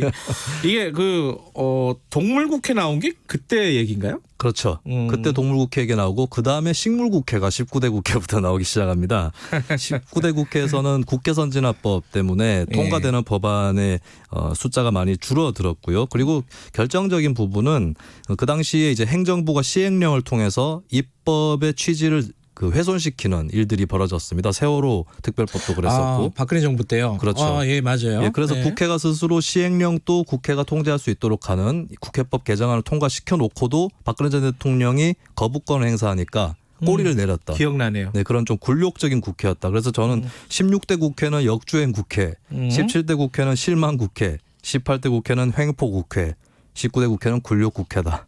그럼 20대 국회가 이 국회보다 더 못한 국회였나 그런 생각을 합니다. 20대 국회는 한마디로 정리하면 뭐 있어요? 이거는 무슨 국회? 20대 국회는 근데 지금 이제 당장에 듣는 오명은 일하지 않는 국회였다. 뭐 이런 얘기가 있기는 합니다. 이게 법안 통과율이 떨어져서 그렇긴 한데. 요 얘기 20대 국회 끝날 때 계속 나왔어요. 36%밖에 안 된다. 네. 이게 보니까 16대 63%, 17대 50.3%, 18대 44.4%, 19대 41.7%.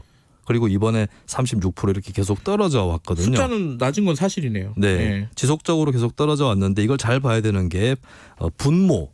그러니까 법안 발의 수를 보면은 16대 때 2,500건 정도였거든요. 네. 17대 때 7,000건이 넘었고 18대 때 1만 4,000건 정도가 됐습니다. 19대 때 1만 7,822건, 이번에 20대 국회는 2만 4,081건. 법안 발의 수가 확 늘어났던 것이죠. 거의 10배네요. 네, 의원 한 명의 입법 활동은 상당히 활발하게 벌어졌었다. 네. 네, 법안 발의 수가 아무래도 확 기하급수적으로 늘다 보니까 법안 통과율도 낮아진 측면이 있다는 것을 좀 말씀드립니다. 이게 근데 2만 건 넘게 발의됐는데 또 상당수는 뭐 자꾸 하나 고치고 막 이런 것들이잖아요. 또 법안 그런 보면은, 것도 그죠? 포함이 돼 있죠. 예. 어찌 됐든 발의는 많이 됐고 숫자로 보면은 네. 통과는 많이 안 됐다 상대적으로. 뭐 이게 일하지 않는 국회 맞는 거 아니에요? 그러면? 이 반성적으로 돌아볼 것은 의원들이 발의까지는 열심히 해놓고 네. 통과시키는 데 들어가는 후속 작업에서는 좀 등한시한 거 아닌가. 그게 더 어려우니까. 네, 사실. 이렇게 또 의심을 충분히 할 수는 있겠는데요. 근데 네. 근본적인 의문을 좀 던져봐야 될 것 같아요. 법안 통과율이 높은 것이 반드시 좋은 거냐.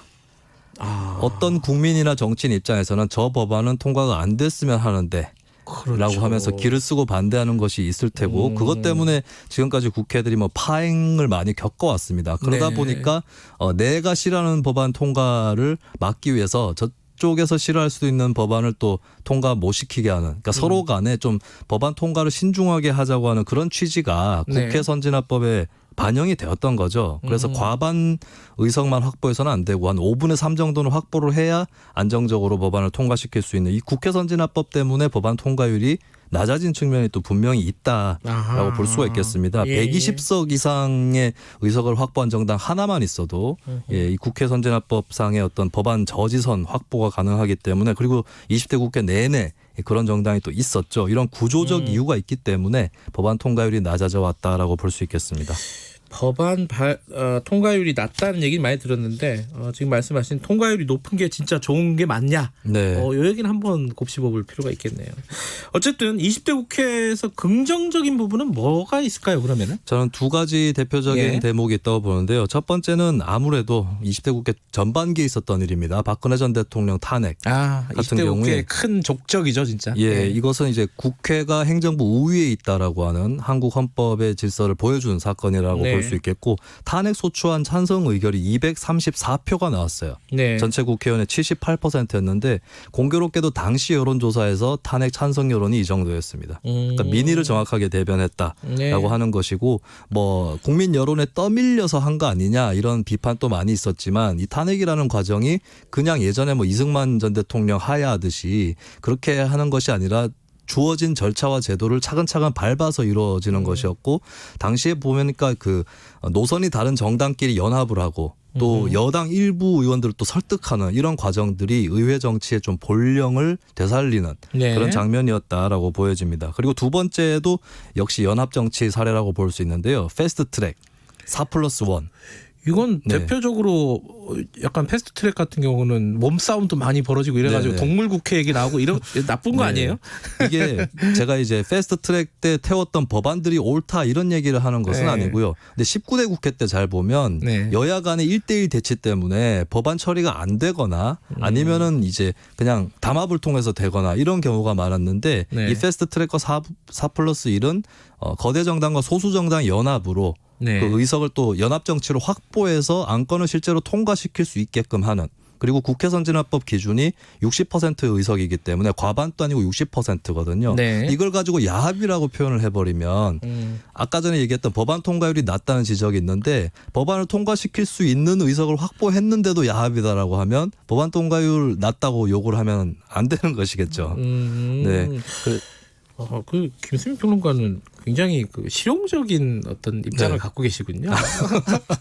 근데 어쨌든 간에 이제 단독 정당이 아니라 여러 네. 정당에서 다수 의석을 확보해서 법안을 네. 통과시킬 수 있다라는 것을 보여준 그런 사례라고 봐야 될 것 같고, 물론 이제 개별 법안에 대해서 옳고 그름은 뭐 네. 따로 얘기할 수 있겠지만 패스트트랙이라든지 4+1 자체를 욕하는 것은 네. 국회의 어떤 취지나 위상에 맞지 않는다 지적을 하고 싶습니다. 이게 뭐 들으신 분 입장에서 보면은 20대 국회에 대한 뜻밖의 칭찬일 수도 있는데 네. 어쨌든 뭐 한계는 분명히 있을 거고요. 30초 남았습니다. 한계를 30초 안에. 한계는 오히려 이제 거대 양당이 좀 담합해서 통과시킨 정책들 보면 인터넷 은행법이라든지 최저임금 산입 범위 확대, 네. 또 데이터 3법 이런 부분들이 개인의 인권이라든지 노동자 권리하고는 좀 상충되는 그런 지적을 많이 받았고 어느 쪽이 옳든 그러든 간에 논쟁이 좀 치열하게 붙었어야 되는데 거대 양당이 좀 쉽게 합의해서 통과시킨 이 민생경제 법안들이 있습니다. 이런 부분은 19대 국회 때 노동관계법을 두고 여야가 충돌했던 것보다 조금 더 후퇴하지 않았나 싶고요. 다음 국회에서는 이런 법안들이 어떻게 통과되는지 싸울 때 제대로 싸우는지 지켜보셨으면 좋겠습니다. 알겠습니다. 김수민의 눈이었습니다. 고맙습니다. 네, 감사합니다. 김경래 최강시사 2부는 여기까지고요. 일부 지역국에서는 해당 지역 방송 보내드립니다.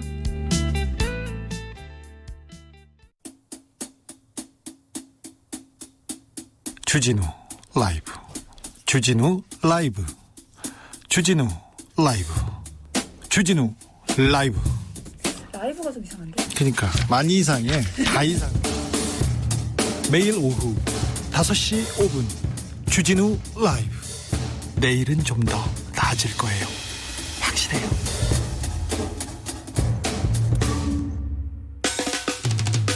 오태훈의 시사본부. 오태훈의 시사본부. 오태훈의 시사본부.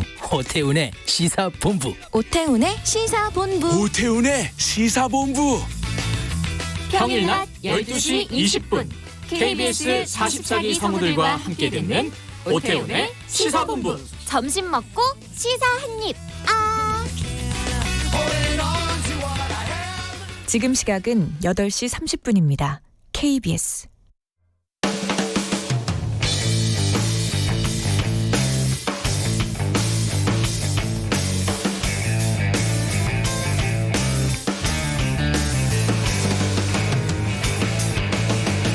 김경래의 최강 시사.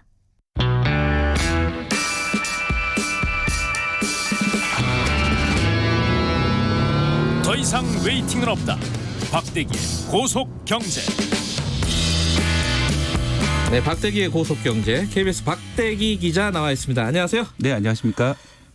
지난주에 주식 갖고 있는 사람들 잠깐 좋다가 네. 또 말기도 했는데 어쨌든 미국에서 주가가 갑자기 확 뛰었어요. 그게 네. 뭐 보면은 모더나라는 회사가 백신 임상에 1차 임상에 성공했다. 네. 뭐 이런 소식 때문이 아니냐라고 해서 좋았는데 나중에 기사들을 보니까 특히 이제 박대기 기자 네. 기사를 보니까 이 머니 게임에 불과한 것 아니냐라는 느낌도 좀 있고요. 요거 좀 얘기를 해보죠. 머니 게임이라고만 볼 수 있네요. 어떻게 봐요, 이거? 네, 전체적으로 말씀드려가지고는 좀 냄새는 많이 납니다. 머니 게임의 냄새? 냄새는 많이 나지만 그렇다고 이제 완전히 사기다라고 보기는 어렵고요.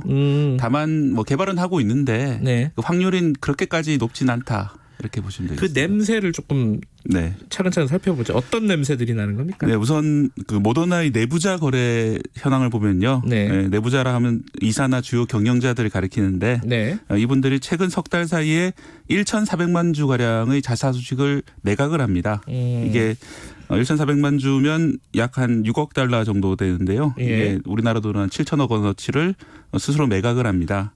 그 기간 동안 임상 첫 단계인 일상을 했고요. 예. 특히 이제 로렌스 킴이라는 CFO 같은 경우에는 예. 일상의 성공 발표한 직후인 18일에 24만 주의 스톡 옵션 행사를 했습니다. 그러니까 이게 한참 주가가 오를 때 네. 팔아버렸다는 거잖아요. 네, 그렇습니다. 이거는 더 이상 뭐가 없다 이런 네. 뜻으로 받아들일 수도 있는 건가? 이런 예, 일상 성공 발표 전후를 예. 해가지고 주가가 많이 올랐을 때 팔았다는 거는 예. 만약에 장기적으로 이게 성공할 가능성이 있다고 자기들이 판단했으면은 네. 굳이 그 시점 맞춰서 팔 필요가 없죠. 왜냐하면 앞으로 더 오를 텐데. 그러니까요. 2상 성공하고 3상 성공하면 훨씬 더 많이 오를 텐데 예. 왜 지금 팔았을까? 이런 의문이 생길 수밖에 없는 그런 상황이죠. 그러니까 스톡 옵션을 행사를 해가지고 지금 행사 안 해도 되는데, 네. 그죠? 예. 그래갖고 비싸게 지금 팔았다. 이 사람만 그랬다는 게 아니잖아요, 그죠? 예, 이 사람뿐만 아니라 뭐 CTO 최고 기술 책임자도 마찬가지고 CMO 최고 의학 책임자 등도 마찬가지로 10만 주 이상을 이 발표 전후해서 다 매각을 했습니다. 이건 좀 수상하긴 하네요. 네. 신라젠 느낌도 나고요. 약간 그런 느낌도 나는데 뭐 좀 더 지켜봐야 될 예. 그런 점도 있습니다. 근데 이 소식이 박대기 기자 세계 최초 단독 특종이라면서요?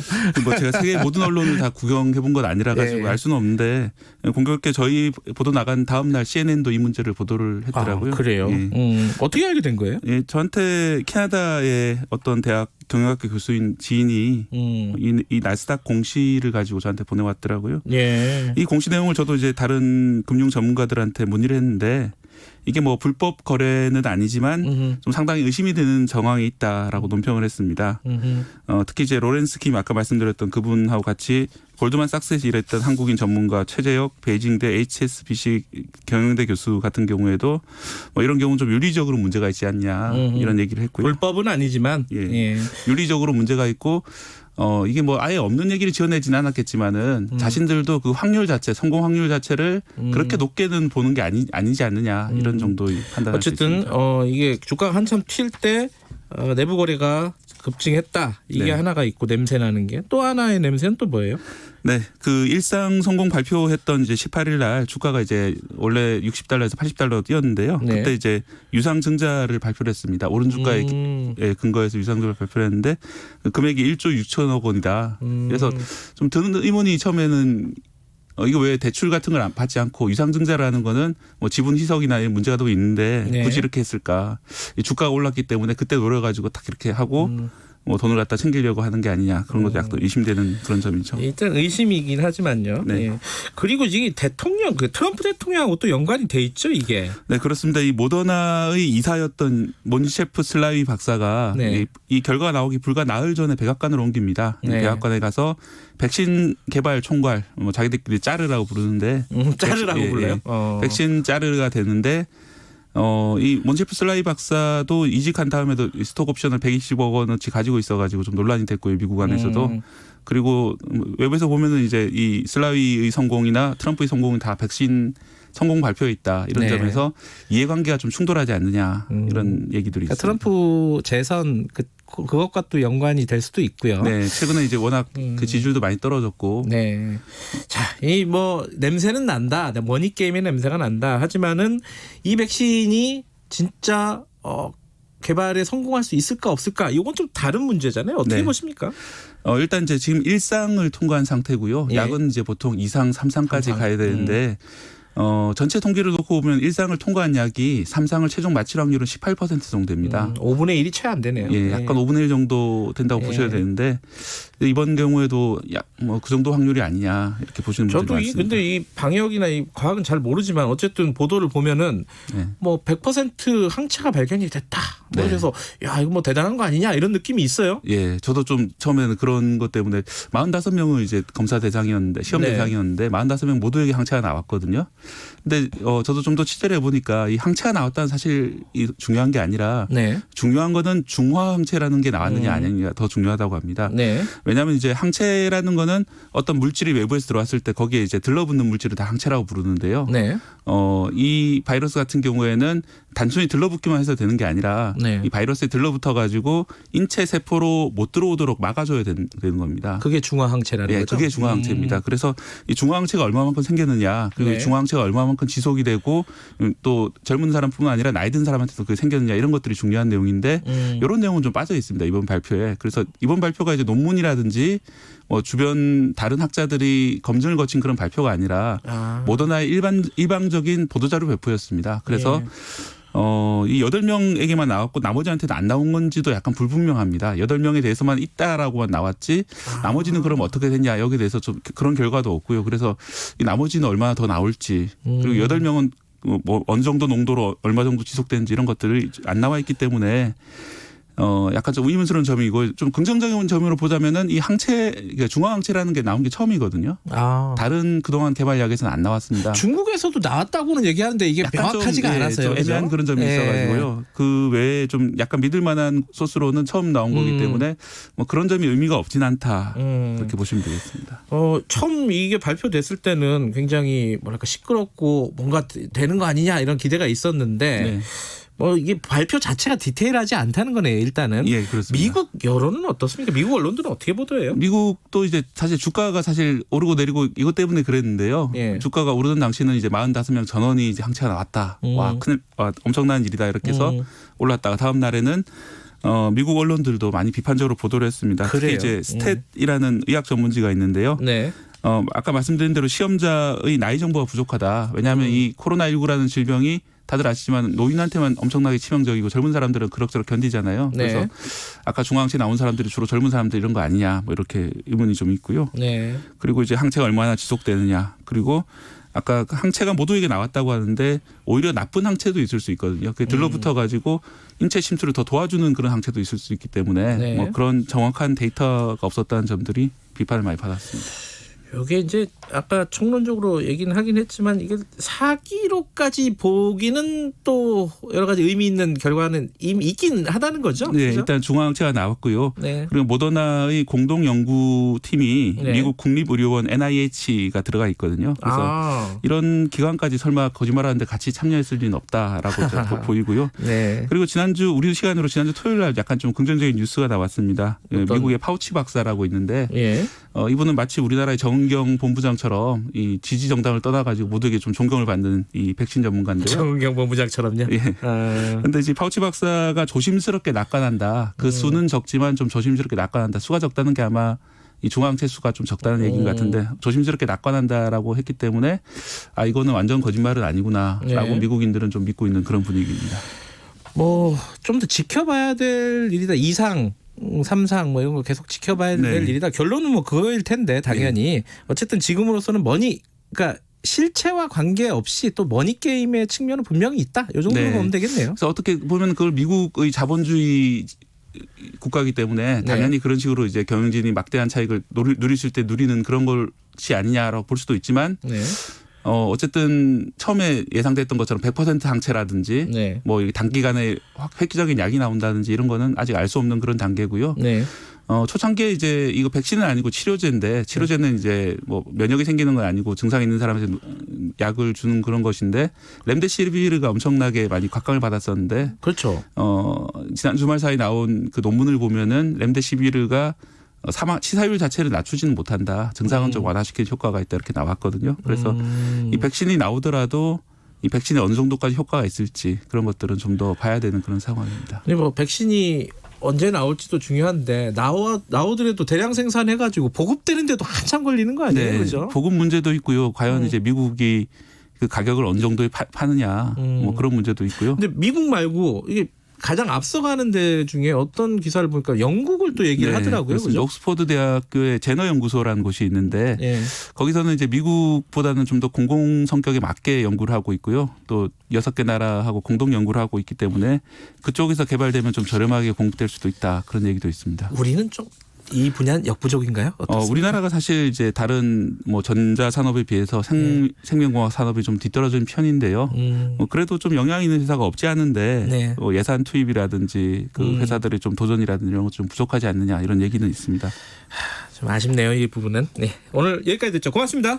고맙습니다. 박대기의 고속경제 KBS 박대기 기자였습니다. KBS 1라디오 김경래 최강시사 듣고 계신 지금 시각은 8시 41분입니다.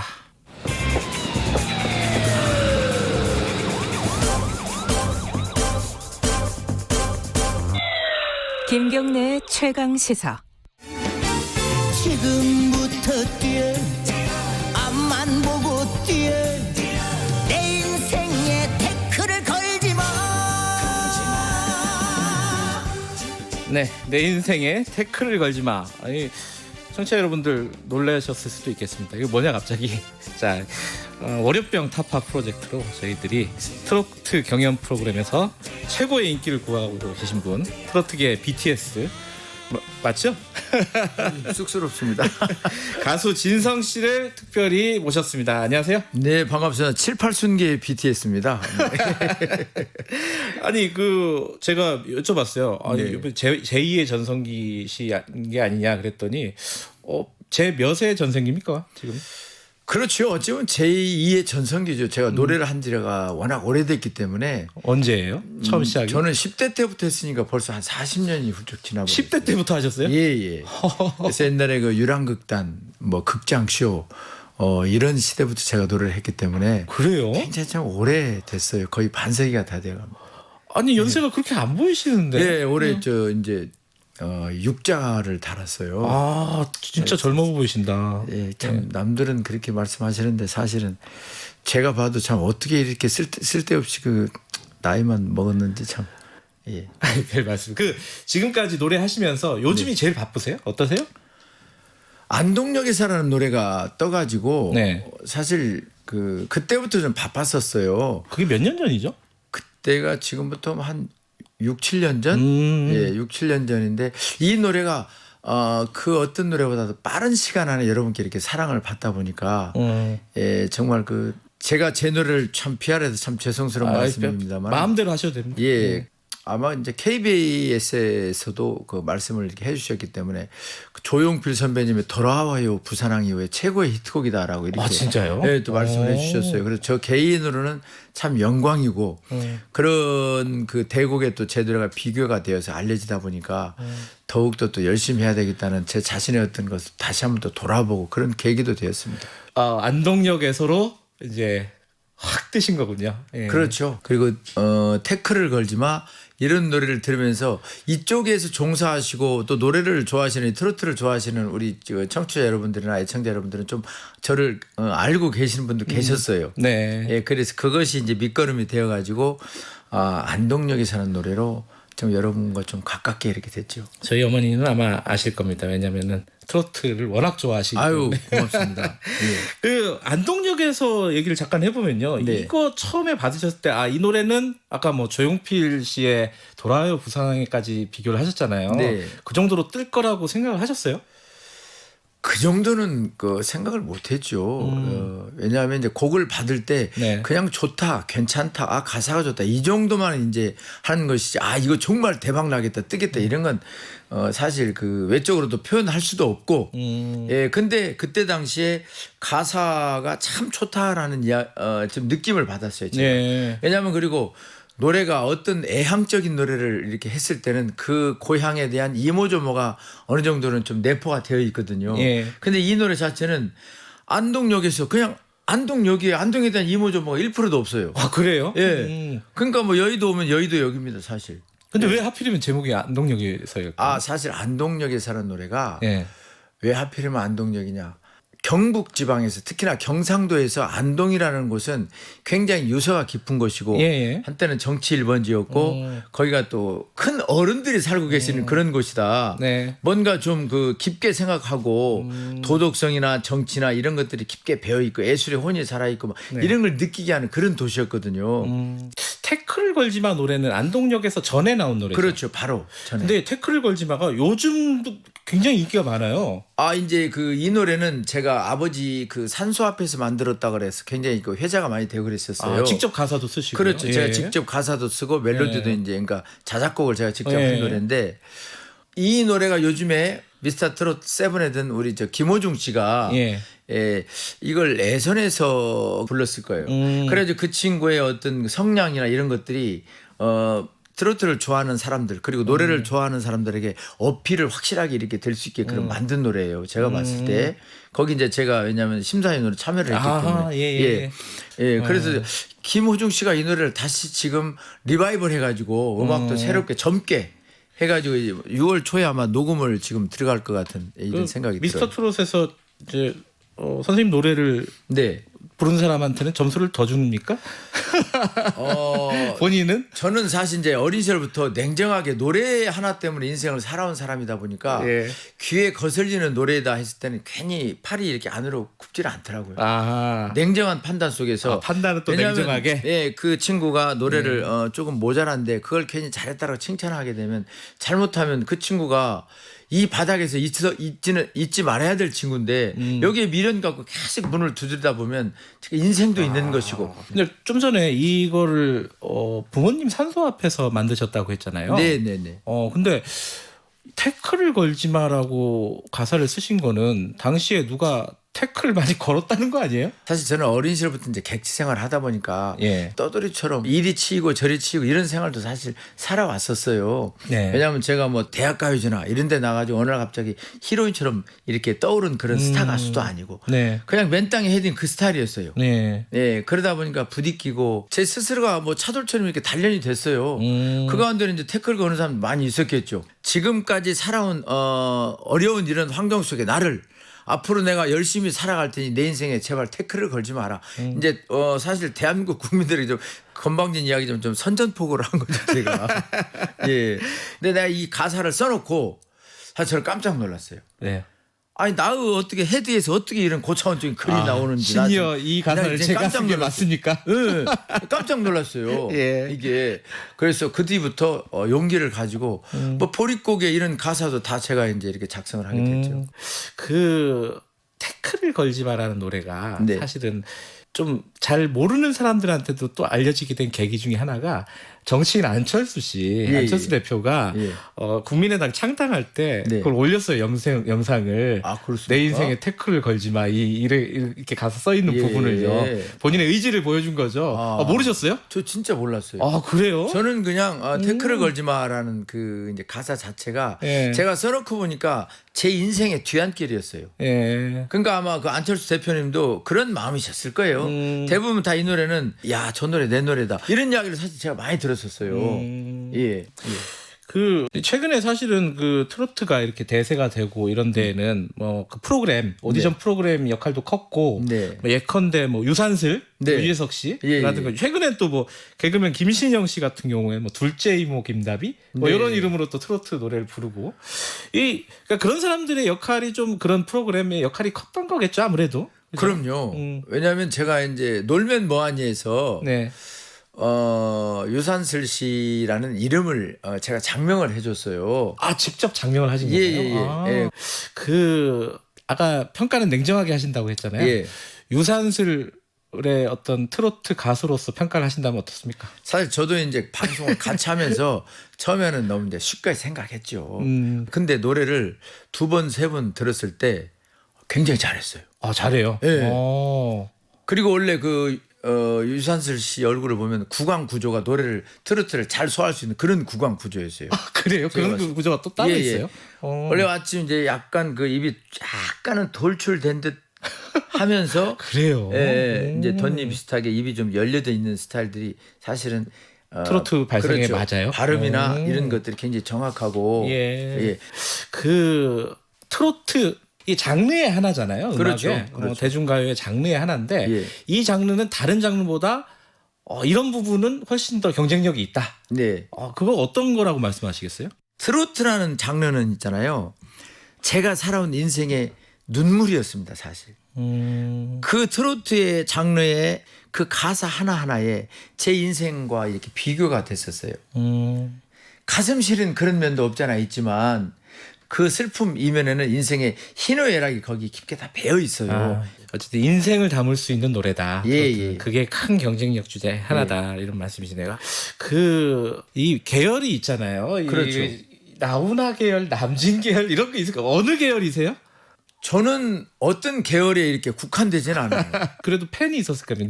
어떤 분이 가수로서 되게 좋다. 저는 어차피 제가 이제 그 음색 자체가 색채는 나훈아 선배님하고 비슷하지만 제가 개인적으로는 이제 뭐 우리 그 남진 선배님 어머님 그리고 또 요즘에 진짜 그 많은 히트가 되고 있는 남진 씨의 궁지. 그거는 젊은 사람들도 많이 불러요. 엄청 많이 불렀어요. 정말 초대박인 것 같아요. 이 노래도. 그 꺾는 부분에 대해서는 이제 노래에 따라 다른데 사실 꺾지 말아야 될 부분을 꺾어버리면 그 또한 그 맛도 아니다. 약간은 산티가 나요. 꺾는 부분 어디 한번 들려주실 수 있을까요? 뭐 예를 들어서 이제 뭐 나훈아 선배님의 노래면 코스모스 피어있는 정든 고향여 이렇게 꺾는 거군요. 근데 이제 제가 만약에 이 노래를 이건 일부러 이제 그 꺾기로 부르는데 정든 고향. 맛이 다르네요. 그렇죠. 그 고향역이 저희 아버님의 18번이었습니다. 예. 그리고 뭐 청춘을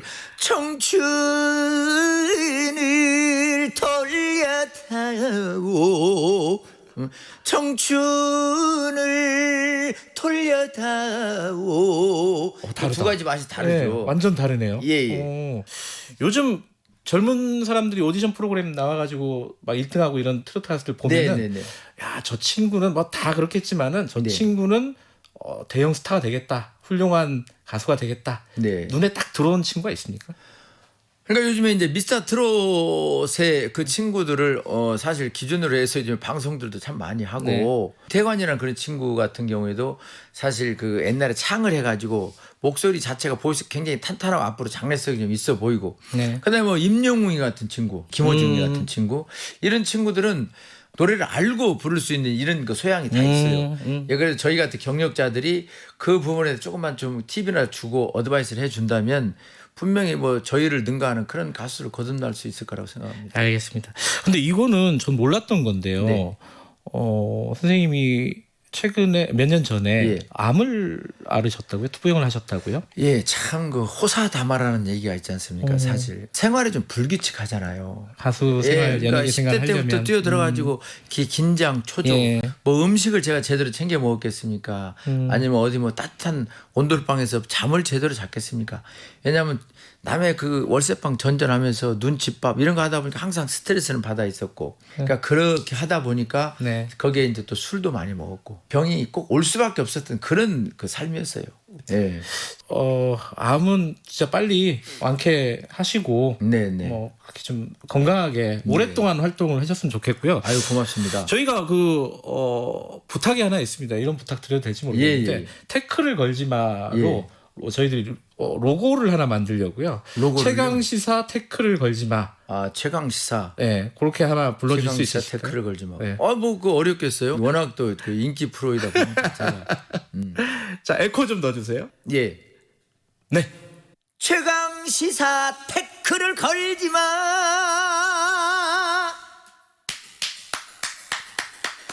감사합니다. 갑자기 부탁을 드렸는데 이렇게 완벽하게 해주셔서 감사합니다. 팬들에게 마지막으로 한 말씀 하고 마무리하죠. 이 프로는 사실 대한민국 국민들이 참 좋아하는 방송이에요. 국내 이모저모를 다 알려면은 일단 이 최강시사를 들어야 합니다. 이 무대에서 제가 또 이렇게 불러주셔가지고 이렇게 노래를 불러드렸습니다. 여러분, 요즘에 코로나19 때문에 사실 다들 힘들어요. 이 기회를 잘 넘겨가지고 우리가 본연의 그 자리로 돌아갈 때까지 서로 노력합시다. 여러분, 사랑합니다. 감사합니다. 지금 힘들고 이런 분들에게 위로가 되는 그런 노래를 많이 불러주셨으면 좋겠습니다. 자, 안동역 들으면서 마무리하죠. 안동역 틀어주세요. 지금까지 트로트계 BTS 진성 씨와 함께했습니다. 고맙습니다. 고맙습니다. 네, 오랜만에 재밌는 시간이었습니다. 정성훈 님이 대기만성 고생 끝에 낙이 왔네요. 건강하세요. 네, 안동역에서 들으면서 마치죠. 5월 25일 월요일 오늘 여기까지고요. 내일 아침 7시 20분 돌아옵니다. 날려버린 허무한 맹세였나. 첫눈이 내리는 날 안동역 앞에서 만나자고 약속한 사람. 새벽부터 오는 눈이 무릎까지 덮는데 안 오는 건지